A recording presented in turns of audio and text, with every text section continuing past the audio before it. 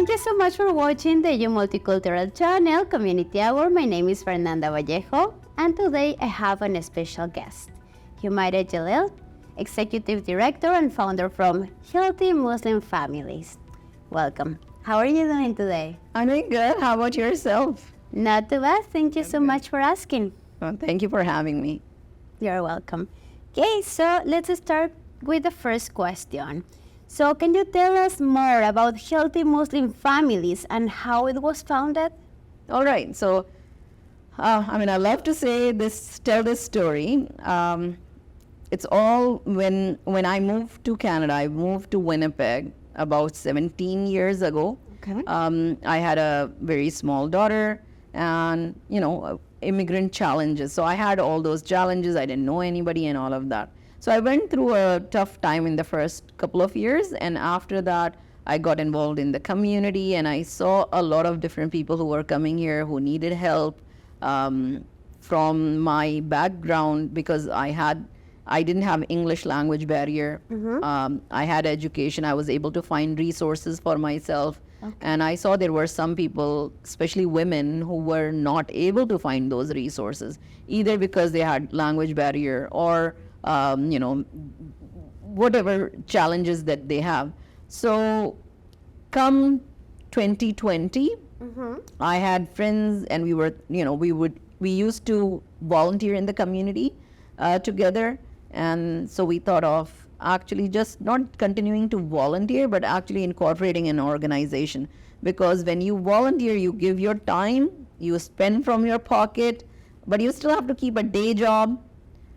And doing everything as a volunteer is just not feasible. You cannot continue projects. You can help people here and there, but not in an organized manner. So we thought, why not incorporate the organization? So we incorporated the organization together, and then COVID hit in 2020. So we incorporated, and 3 months later, it was COVID. So we stayed at home, and we were getting a lot of people calling us, asking for help. Yeah. So we continue to do that through our online. We did a lot of programs, and it just grew and grew. So that's the story of Healthy Muslim Families. It's all immigrant women. The colleagues who did this with me, who founded the organization with me, we are almost in the same boat. We had children. We had faced the same challenges, and it was more of a commitment and a passion for us to help our community. So we founded the organization, and I love the people I work with because they're as passionate as me and as committed as me to learn and to provide services. So that's what we are doing. That's lovely, and I'm sure you're doing a great job for your community. Thank you. I would like to hear a little bit more about the mission and the vision of Healthy Muslim Families. Right. So our mission is to help people, but provide relevant services in culturally appropriate manner. Okay. So, there are a lot of very good organizations here in Winnipeg, because Winnipeg is one of those cities where you have a good social service sector, right, a non-profit sector. So there are so many good organizations here. But sometimes what happens is people who are coming from our background, especially I will talk about Muslim women, sometimes they don't feel comfortable going to organizations that they don't feel are according to their faith, let's say, right? So they want to know that the service that's provided, people will understand them. People will understand what they want. People will understand their requirements. So when we founded this organization, we said, okay, the services we are providing are for everyone. Yeah. We are providing the support to people, the information, but it will be done in a manner where we understand the culture, we understand their faith needs, right? So when we provide services, nobody has to come and tell me, you know what, now I need a break because it's prayer time, okay? Please don't have this class when it's around our prayer. Or if we are having something to eat, they don't have to tell me, okay, I will eat this, but I won't eat that, right? Or these are the holidays. So those kind of things. So we keep that in mind when we are providing services. If we provide counseling, we know when they explain their situation, we understand where they're coming from. So there are certain nuances to immigrant, and cultural nuances that perhaps people from the same culture will understand better. It's not just our culture, any culture. When you're from that culture, from that background, you understand the issues better, right? Right. So I think that's our mission, just to provide services and support to not just newcomers, but people who have come to Canada. They can be people who have been here for long.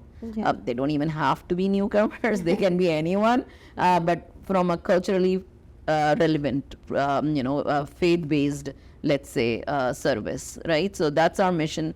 Our vision is to actually provide services to the community so the community gets stronger. We believe that family is the foundation of a community. Each family is a brick. So if the family is strong, the community will be strong. And as immigrants, people who are moving to Canada, there are so many challenges that they go through while they're settling here. And settlement is not just 1 year or 5 years, it's longer than that, because you come and have to start from scratch. So we are looking to strengthen the families, because when families go through challenges, sometimes they break, right?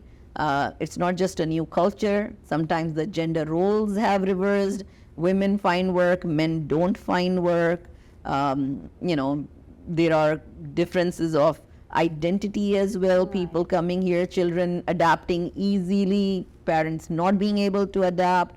All those challenges might lead the family to a place where there are so much of tension that sometimes that family breaks. So that's why the mission, I will say, for Healthy Muslim Families is to strengthen and empower families by providing them services, workshops, support, whatever they need, but that is aligned to our Islamic values. That's our mission. Beautiful. And regarding the women that are going through abusive relationships, how do you support them? How do you help them? Yeah, so that's a very good question, because when families are feeling that tension, when families are going through challenges, the home sometimes becomes a very difficult place to be. The home becomes an unsafe place for the woman, right? So when we have women who are facing abuse at home, and it's not always physical abuse, and I say this to women and people who I talk to, it's not always physical, right? It's emotional, it's financial, it's spiritual sometimes. Right. So when they face that, they don't know where to go and talk. Like, if we are back in our countries where we have a network of family and friends, there's someone you can talk to. You can go talk to your mom, you can talk to your aunt, some uncle. There are people who will provide you support, right? Here, when you have immigrated, let's say, and you're your family is the only one who has immigrated here, who do you turn to? You cannot always turn to people back home. What are they going to do for you, except for just, tell you, be patient, right? So when they are in an abusive relationship, the first thing is for women to trust us, to just come and talk to us, right? I think that's where it starts. Just showing them that you're welcome. It's okay to talk to us. Right. We are here for you. Because ultimately it's their decision if they want to leave, or if they want to, if want mediation or whatever, if they want to take steps. But the first step is for them to be able to talk to us, to trust us. And I think that's what we do best. People will call, they will talk. Sometimes they don't even want to let us know their name. They just say, this is happening to me. What can I do? And this and that. So just building that trust. And eventually they want more information. Because sometimes when you are not from here, you're not aware of the laws of Canada.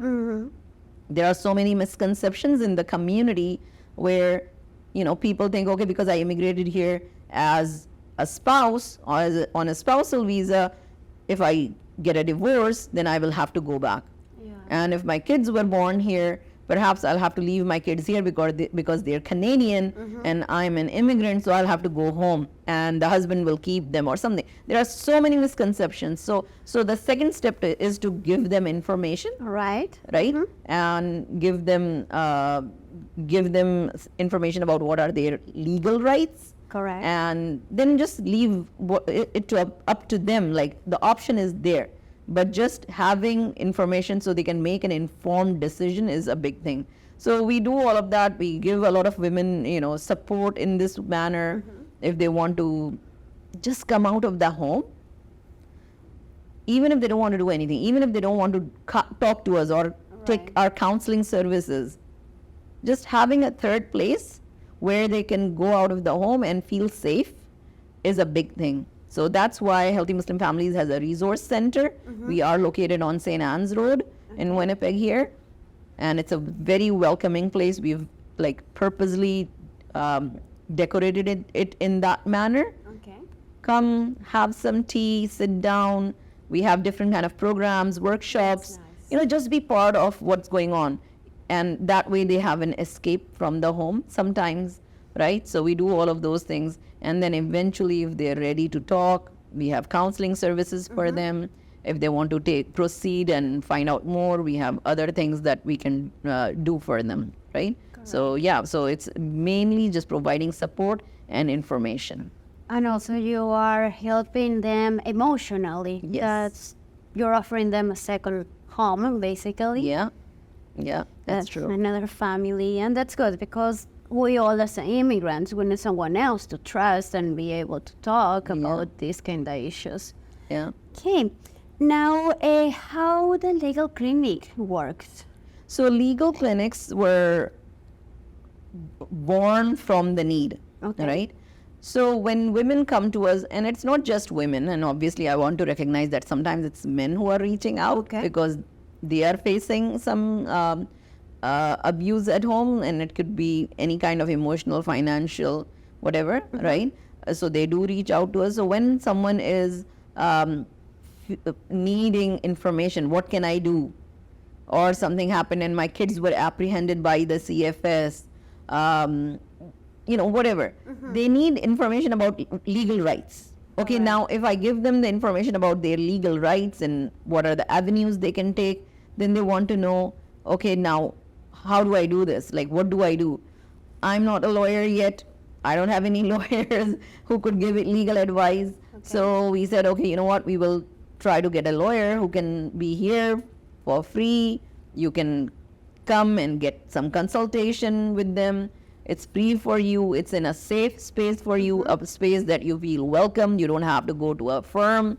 Sometimes, even seeking that legal advice is very overwhelming, especially I've seen a lot of women and even men, they're like, no, I don't want to call a lawyer. No, I don't want to talk to a lawyer. They're afraid about it, right? We say, just come. We have the clinic going on Thursdays. Just come, have a chat. So we book them. The lawyer sits every Thursday in our space, in our center. How many lawyers do you have in this legal clinic? Good question. So we work with several lawyers. Okay. But we have one lawyer that works with, is employed with us. Okay. So he's our in-house counsel. Nice. For him, we have every Thursday we have a clinic. So he's there and he will be answering any kind of questions. They can be family matters, it can be immigration, it can be criminal, whatever questions. So he will do that. So every Thursday is our in-house counsel, the one who works with us. And then on monthly, we have one more lawyer who's an immigration lawyer, and he does monthly clinics only, and he's more of immigration and he does refugee law, so we do help refugees who are seeking asylum or claiming status here. So these two do regular clinics, right? And then we have a third one that we are working with, and she does, she's not that regular with us, but she does she practices collaborative approach of family law, so meaning she does not want to go to the court. She doesn't take people to court. She does it outside the court, so it can be a less less intimidating for the parties. It's collaborative. It's a lot of mediation, and it's done in a amicable manner.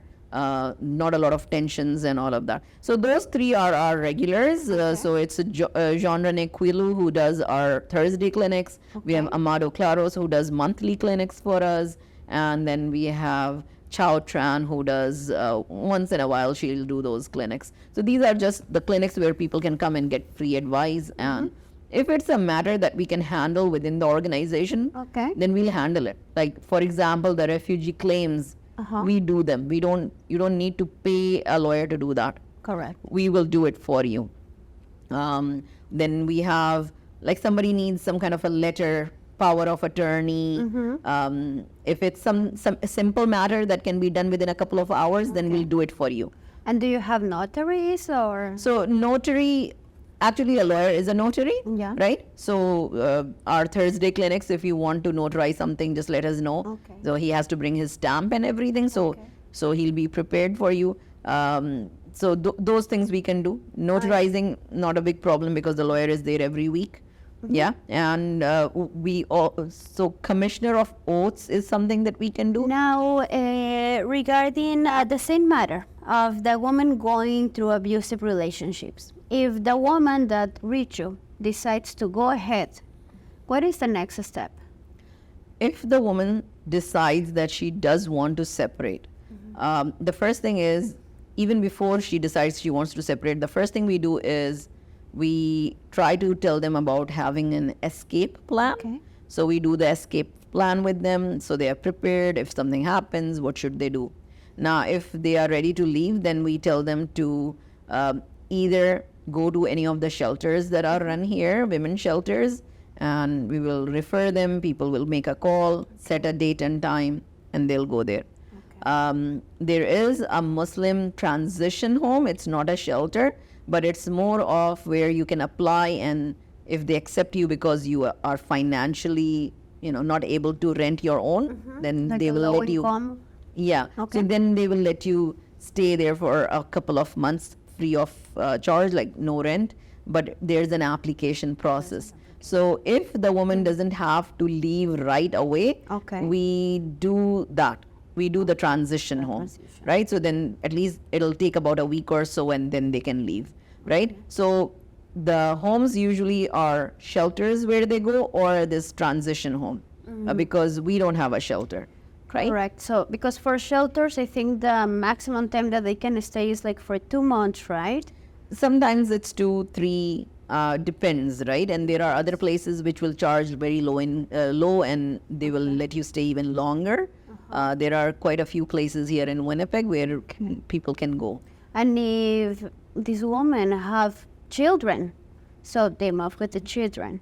They do come with the children, and some of the shelters they do allow. They are for women and kids. The transition home I'm talking about, Sakina Homes, is also for women and kids. There are other places here that are women and kids. So usually they do find a place. Yeah. What are some educational programs that Healthy Muslim Families are offering to the community?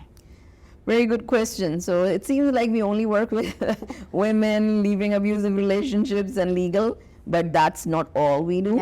Most of the work that we do is workshops and educational programs because those are needed by everyone. Like anyone new to the city needs information, needs to learn new skills, right? So we have CPR training done at our center. So we have a certified trainer who's a Red Cross certified trainer. She does the CPR and first aid training. We do them 4 or 5 times a year. We have food handlers training because we have a certified trainer for that as well. We also have employment programs. So we do one-off workshops where you can learn how to do your resume, how to prepare for an interview, becoming culturally aware of the workplace culture here and those kind of things. And then we have those longer programs which are computer classes for beginners, computer classes for advanced learners. Then we also have the office admin training that we are going to be starting again soon. That seems like everybody's been asking for that. When are you going to do the administrative office administrator training? So these are just, these are skill providing workshops so people can find work, those kind of things. Then we do also a lot of, how to take care of yourself, self-care. We are going to come very soon. We are going to do one about how do you take care of your hearing and all of that, right? So we have so many professionals in the community, and we want to make use of them. So professionals in the community, they come and do these workshops for the benefit of the community, and we give them a place where they can. We arrange it, and other than that, we have some programs for kids, for youth, seniors. We have seniors programs going on. We do yoga for seniors and so many different things. It's always busy there. Okay. And I have a question. For newcomers, how tough is for them to find a doctor, a family doctor, for example? Is that a big challenge? You know what? I'm not a newcomer. I've been here for 17 years and I don't have a family doctor. You don't have a... Okay. It's so difficult. And it also depends on where you live. All these doctors, when you call them, the walk-in clinics, I mean, I go to a walk-in clinic. Okay. I don't have a family doctor because wherever we call them and we're like, can you be a family doctor? They're like, no, we are not accepting anymore. Yeah. It's so difficult. And I mean, for newcomers, obviously, again, it's the same thing. Where do they go? And usually people are living in these areas where there's a lot of concentrated, areas of newcomers. I think doctors just don't have the capacity. So, I know it's very difficult. My brother immigrated and he found a family doctor right away. And I'm like, I've been living here for 17 years and I don't have a family doctor. So it depends on where you live as well and how lucky you are. All the programs that you are providing, are there any challenges that you're facing with the healthy Muslim families to support your community? Yeah, I think that's a very good question because it makes me reflect on so anything that we do is based on needs of the community. Like whatever we have been doing, it's because there were members in the community who asked for it, right? Okay. So we try and meet those needs. So one of the current challenges that we are facing is housing for refugees, okay? We do get a lot of asylum seekers or refugee claimants who come to Canada and want to put in a claim for refugee status. And when they come here and when they don't have a status, there's no place they can go, right? So until their paperwork is done, until their claim has been filed, until they get their work permit, they have no status. And when you have no status, you cannot get any services. And just imagine, if you are someone who came here, when you went to rent a place, they ask you if you have a job, they ask you for your papers, they ask you for your landing paper or your, whatever, PR card. That's how you rent a place. Yeah. Refugees don't have all of that. Until they have a status, they don't have that. So where do they go? Well, they go to the shelters. Now the shelters are full. It's very difficult to find a place in shelter. And and so many times they're not safe. So currently, and this just happened today, we have 10 people who have just crossed the border last month and they have no place to go. So they are going to these shelters where, you only get a night. Like you go in at 6 p.m. If they have space, then you can get a space. And then in the morning, then you have to leave and come back again at night. If they don't have space, what do the rest of them do? They are right now sleeping under bridges, right? They're sleeping on wherever they can in parks. So I have so many refugees who come to us asking for if we can find them some place to stay. And we are a resource center. We can give them resources, but we don't have a place for them to stay, right? So that is the biggest challenge. And it's not a challenge that only we are facing. I think all the shelters are facing this, and they just don't know what to do with this influx of refugees who are coming. Right now it's not cold, not that cold, so they can sleep outside. And I mean, it gets cold at night, but they can sleep outside. As it becomes colder, I don't know what they're gonna do. Yeah, and I know at those shelters, some shelters, not all of them, there's a lineup, and if there are no more spots, that's a big Exactly. problem. That's what I'm saying. They have certain number of beds, and after that, if you can't get in, you can't get in. You have to go find somewhere else to stay. So that's something that we are all facing. I think housing for refugees is a current challenge. Toronto had the same issue. They did something about it. I know the government put in a lot of money.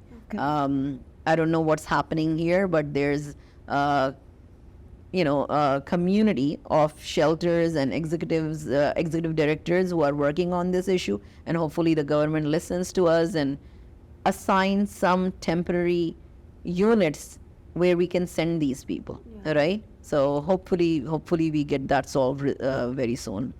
Yeah, I hope the government hear us, pay attention to what our people, newcomers, are challenging.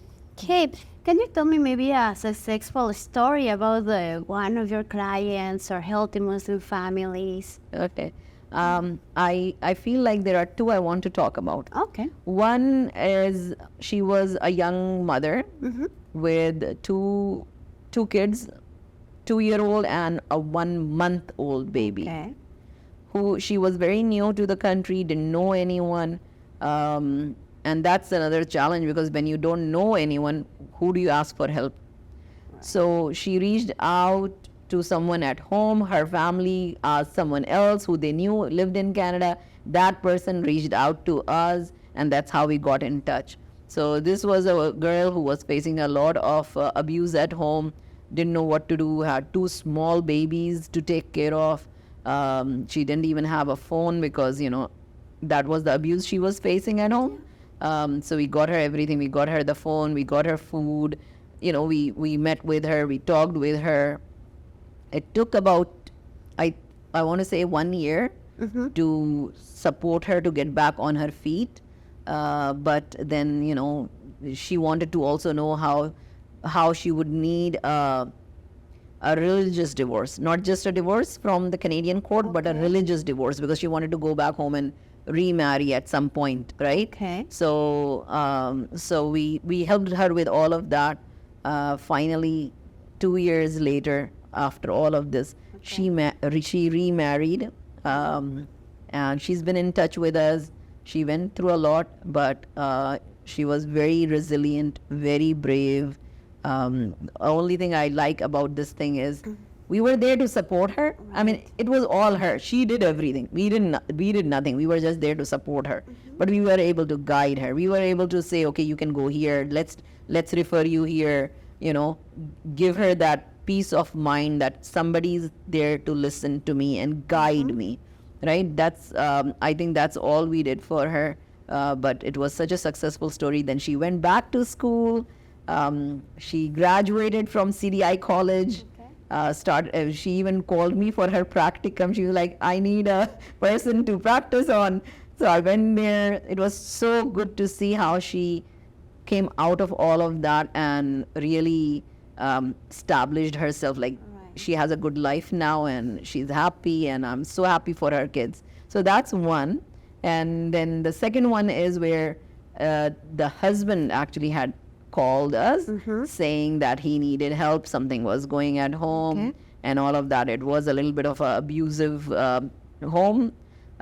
We were able to do some mediation, so I did mediation for them. It was a lot of back and forth, and it worked out. They're home. As far as I know, they're happy. It's been more than 6 months. So that's a story that worked out. It's a positive end in my mind because there were kids involved. There was a special needs kid involved in there. So that's one thing that I really like when it works out, because we are not there to break families. We do know that sometimes tensions and challenges drive the family to that point, but if we can make it work, and if they want to get back together, we will help you with that, right? So we did an agreement for them. They both agreed, and it worked out. And we all are human. We commit mistakes. Maybe one was professional back home and coming here with That's not the so true. profession.